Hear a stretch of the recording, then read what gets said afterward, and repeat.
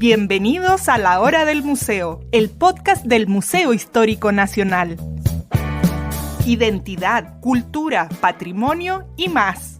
Soy Rocío Muñoz y te invito a un encuentro diario con la historia y sus protagonistas.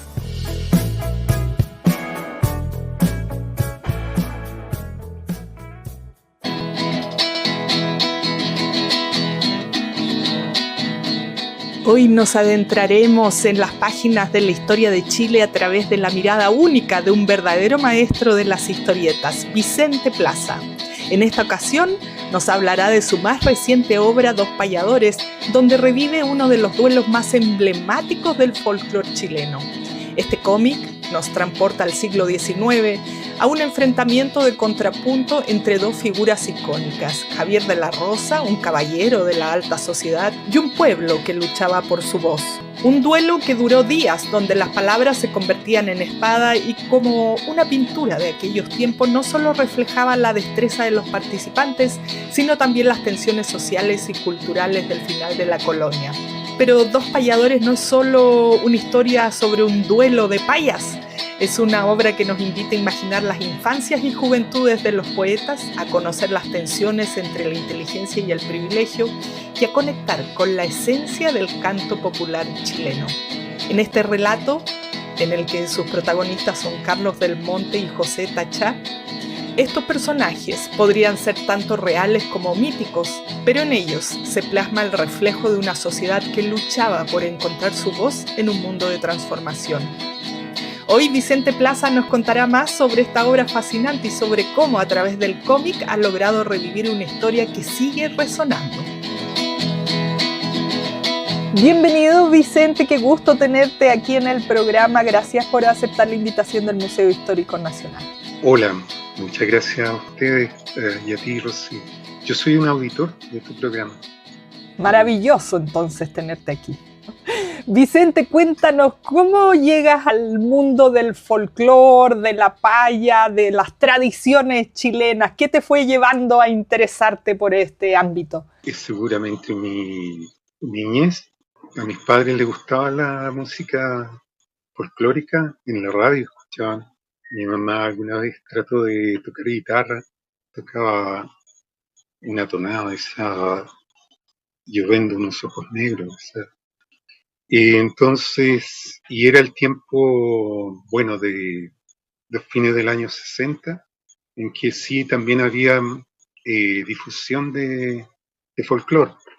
Entonces por eso me gustó, siempre seguía escuchando programas folclóricos en la radio sobre todo, y allí fue donde escuché en los años 90 la primera vez la grabación de la paya de Tahuada y de la Rosa que hicieron en la Universidad de Chile, ¿cierto? Santito Rubio y Manuel Galma. Y me conmovió, todavía no sé bien todas las cosas que me conmovieron allí, y allí empezó a alargarse, digamos, la idea, que mi lenguaje es la historieta, son los monitos. Desde allí empezó en adelante. Sí, bueno, en tus historietas, cómics, hay mucho chileno, es muy también apegado a estas tradiciones, ¿no? Tanto los personajes como cierta forma que uno mira y dice, esto es chileno de alguna manera. Vamos a esta historia de este reto entre payadores que tú más o menos esbozabas, pero te dejo contar esta historia, nos decías cómo llegaste a ella, pero de ahí, claro, pasarla al dibujo es otro cuento, pero cuéntanos un poco de qué se trató, porque yo me la encontré hace algún tiempo y dije, esto no puede ser verdad, ¿cómo? Sí, sí. Bueno, fue de muchos años de trabajo, se alargó más de lo que yo quería también. Sabes que primero fue una larga etapa de estudio, de lecturas.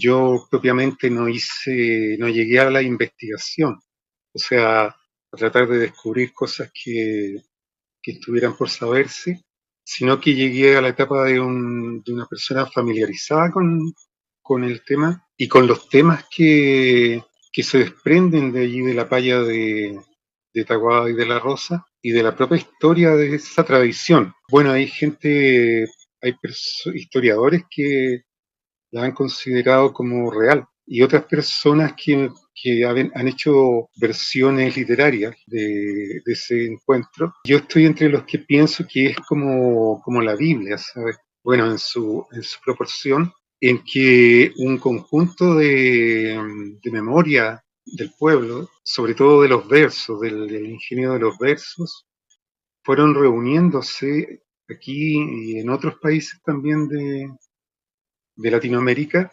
porque se repiten, y en Chile se conformó esta versión del rico contra el pobre, en un duelo que termina diferenciándose por los privilegios que tiene uno contra las falencias o la desheredad que tiene el otro, el Taboada, frente a De la Rosa.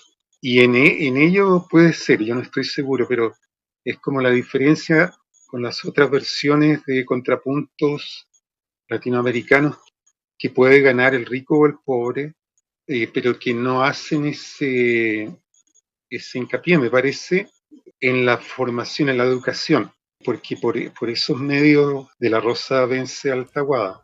Sí, perdona, Vicente. Estos contrincantes, si nos puedes contar un poco de lo que dice esto, que bueno, puede ser verdad, puede ser como tú decías, como la Biblia, pero ¿quién se enfrenta con quién? ¿Quién era De la Rosa? ¿Quién era Taboada? Para entender este duelo. Claro, y Taboada, según se cuenta, era algunos investigadores dicen que era indio, o sea, mapuche o picunche, porque era de la zona del Maule, el maulino lo llamaban a Taboada, y otros que era mulato, hijo de español y de indio, o que podría ser un sambo también, ¿no? Finalmente yo no puse al padre, que sería del Tahuada, pero sí a la mamá, como africana, como esclava africana.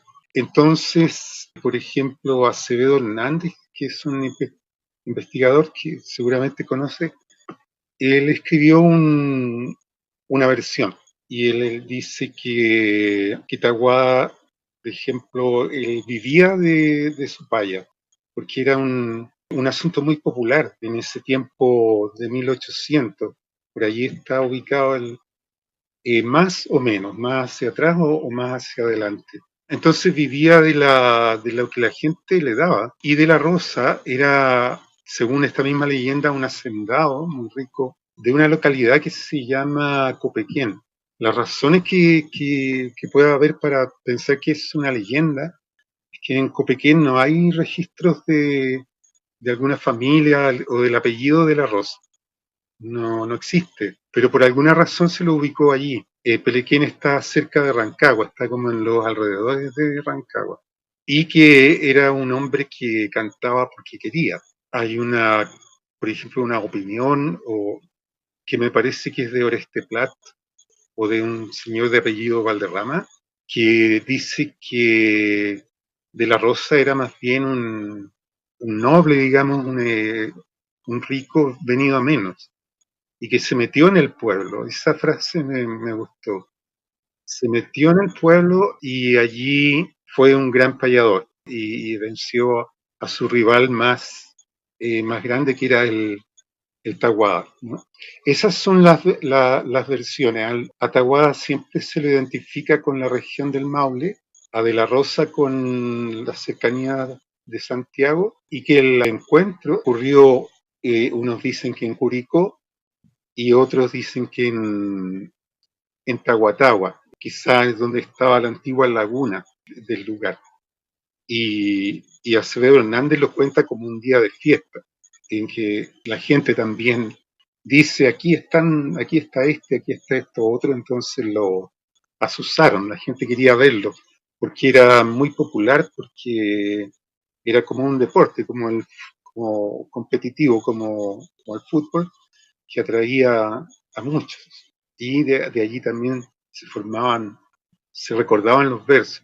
Yo, bueno, estaba mirando parte de lo que trae este libro de los dos payadores y aquí quería hacerte una pregunta un poco al margen de la historia, pero me imagino que es muy desafiante tomar una historia que está basada en hechos reales y llevarla al ámbito de la historieta, porque en el fondo hay que escribir, hay que dibujar, hay que hacer lo que uno quiera, seguir metido en la historia y continuar a la siguiente página. ¿Cómo se hace todo eso?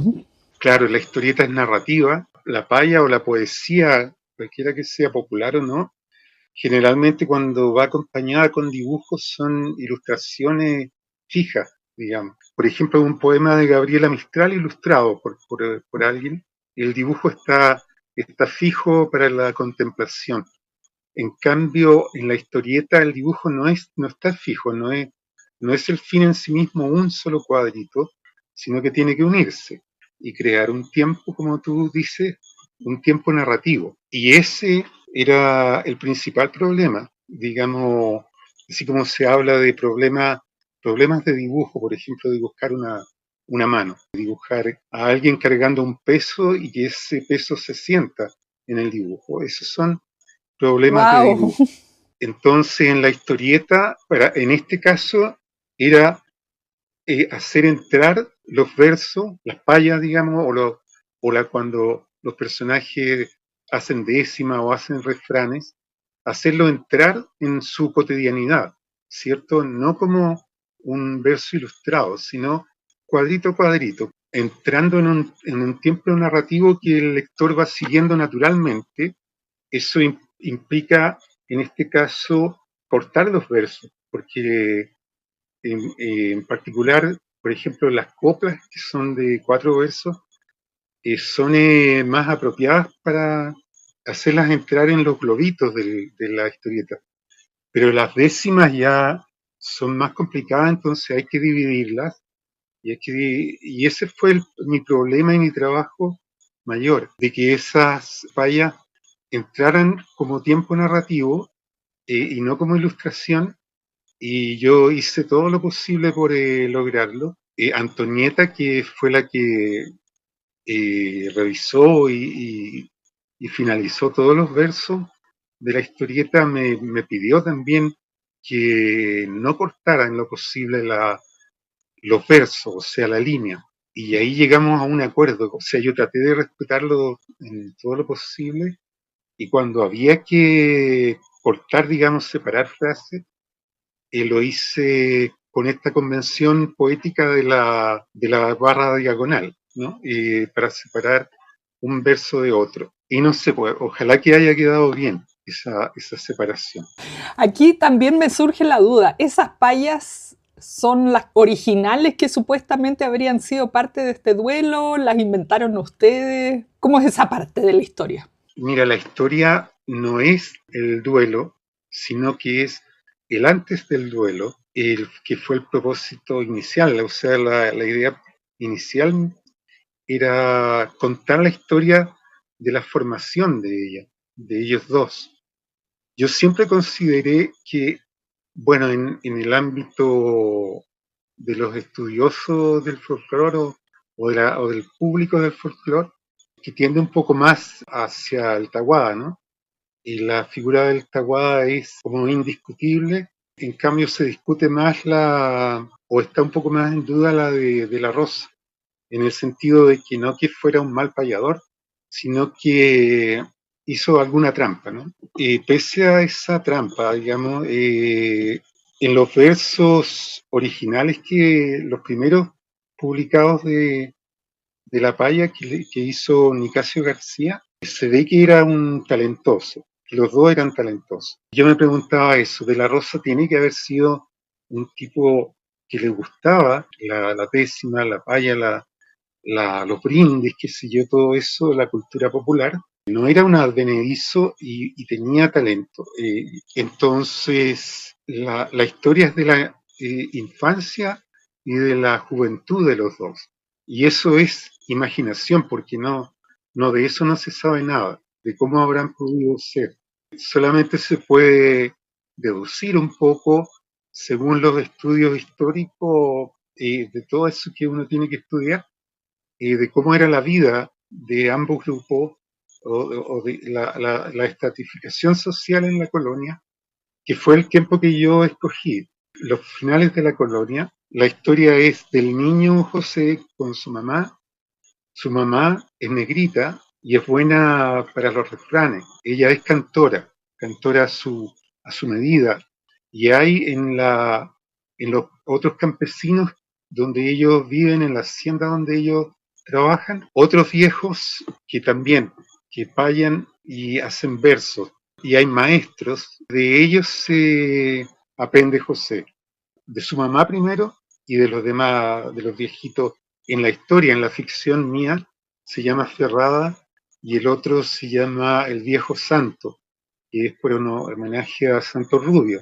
Y por otro lado, en la formación del personaje de ficción, que sería de la Rosa, tiene conocimiento de los cantos a través de la iglesia y de que ellos tienen, su papá tiene un inquilino muy hábil que canta, además, que canta en la iglesia con el cura, le ayuda al cura con las procesiones, etcétera. Es decir, según él era más viejo, habrá tenido contacto con los jesuitas y todos los payadores, la tradición de los payadores cuenta que los jesuitas fueron los que trajeron el canto de lo divino a Chile, bueno, ya a otros países. Entonces Remigio, que es este inquilino, muy talentoso, le llega un guitarrón de alguna parte, un guitarrón un poco primitivo, y al escuchar el guitarrón el niño se le erizan los pelos, ¿no? Como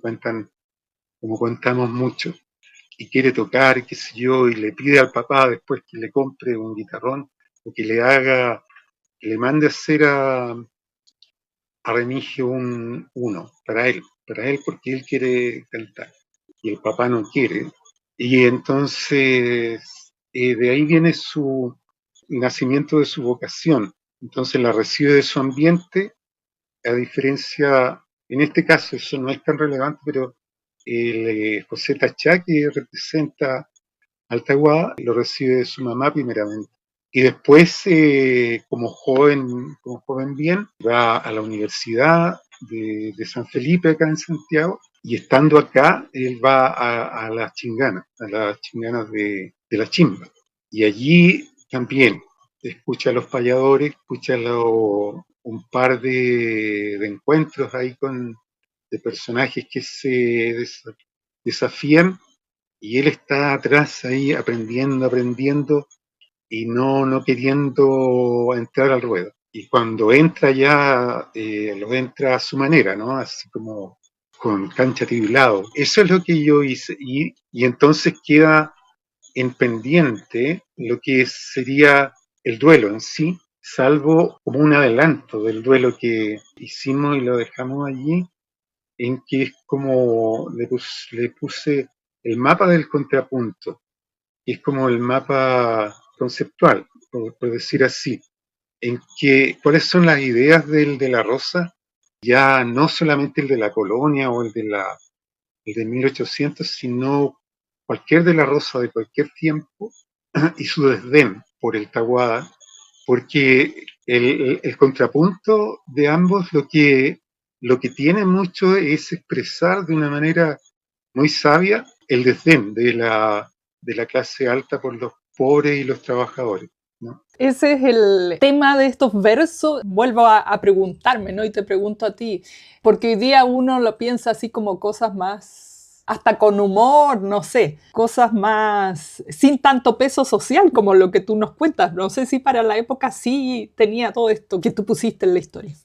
Eso yo no lo sé exactamente. Hay muchos contrapuntos, es como una rama de los decimistas y los payadores, hacer contrapunto. Por Mm, ejemplo, el contrapunto entre el gato y el perro, claro, entre la mujer y el cierto. hombre, entre el rico y el pobre, entre el provinciano y el capitalino, etcétera. Todos los contrapuntos que uno se puede imaginar son posibles de que un payador o dos payadores, cierto que tienen que haber dos, se identifiquen con alguno de los personajes y le van dando a la paya.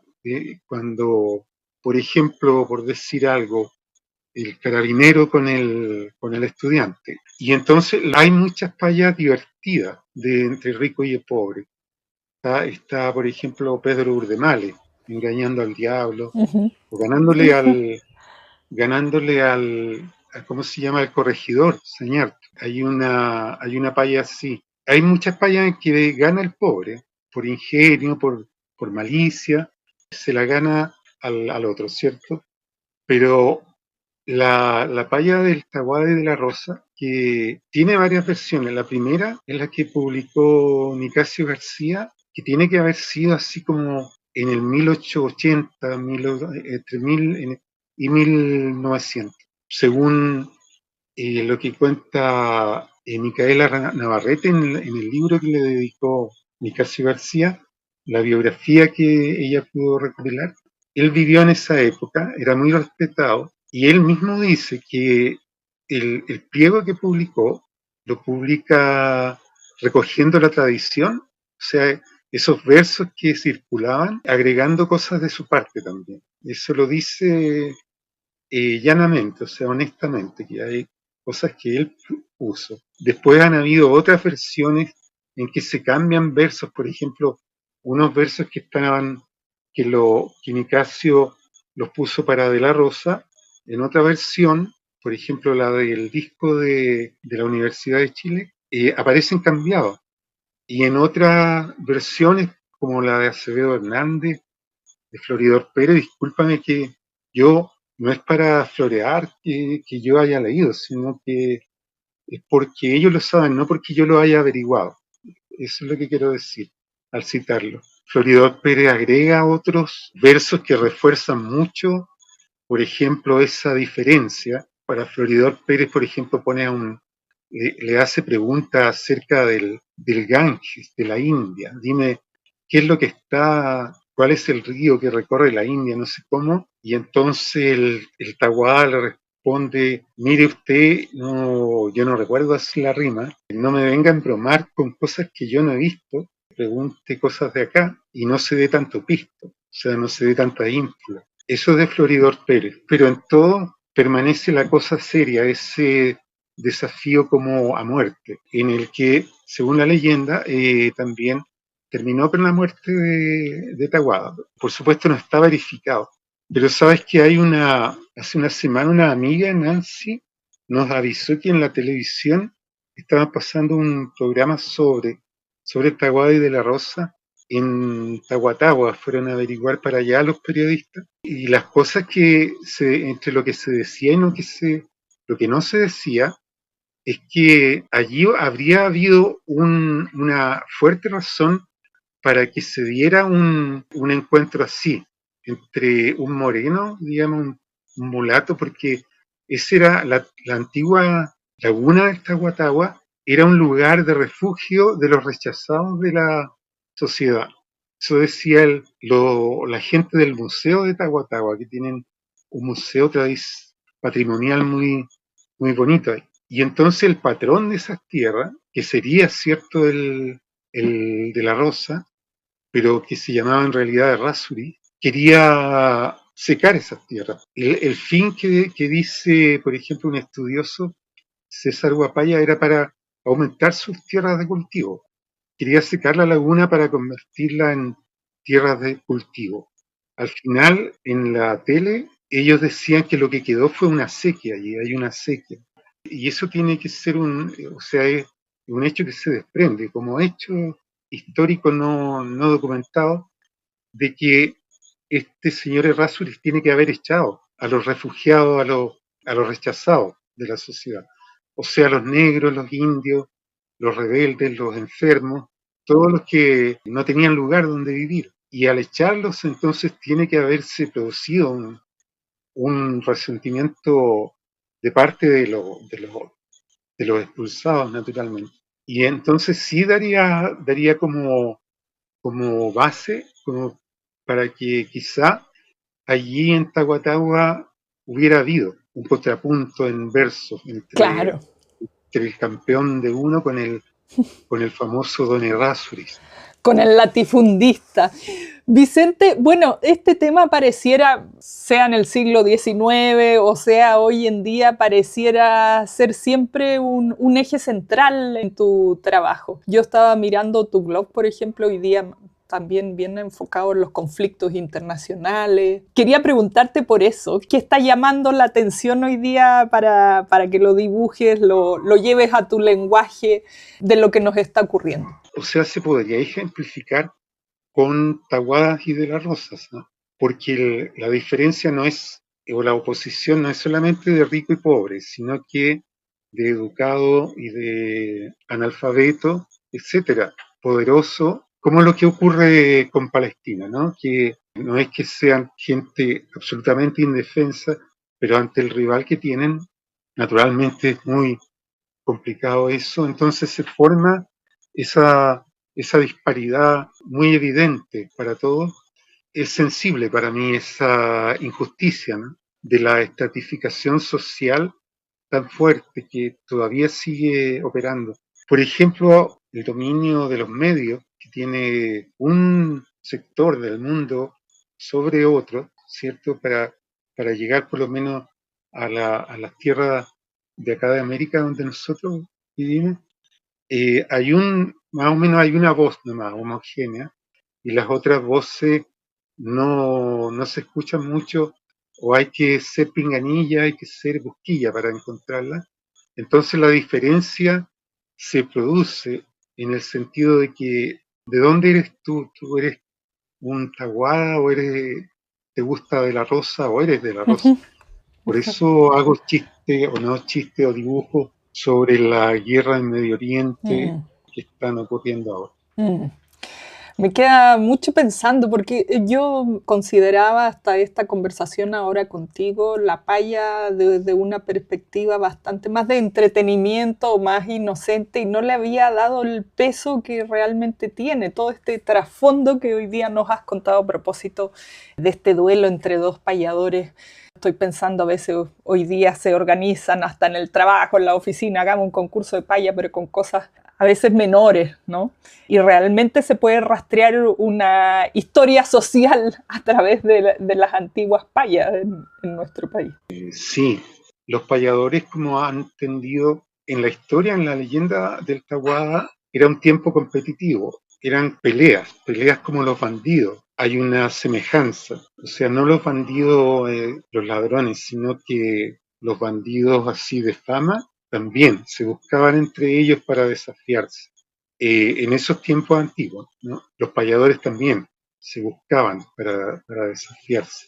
Pero con el tiempo, hasta ahora, por ejemplo, en la década 80, 90, que yo empecé a escuchar a los payadores, a Jorge Yáñez, a Peralta, fueron los primeros que escuché, ellos sí payaban como esto, por decir, el lápiz y el pincel. Ya era muy, la competitividad ya pasó a otra por buenas y malas razones. O sea, yo no la sé exactamente y ahí es más por diversión. Pero cuando ha habido, por ejemplo, en los tiempos, no sé si tú la conocerás, cuando desapareció la Radio Umbral, que allí transmitían mucho folclore. Había, por ejemplo, en el Teatro Caupolicán se hacían encuentros de payadores y de cantores, y allí la gente pedía este contrapunto entre el carabinero y el estudiante, contrapunto entre el ministro y el trabajador. Y la gente los pedía porque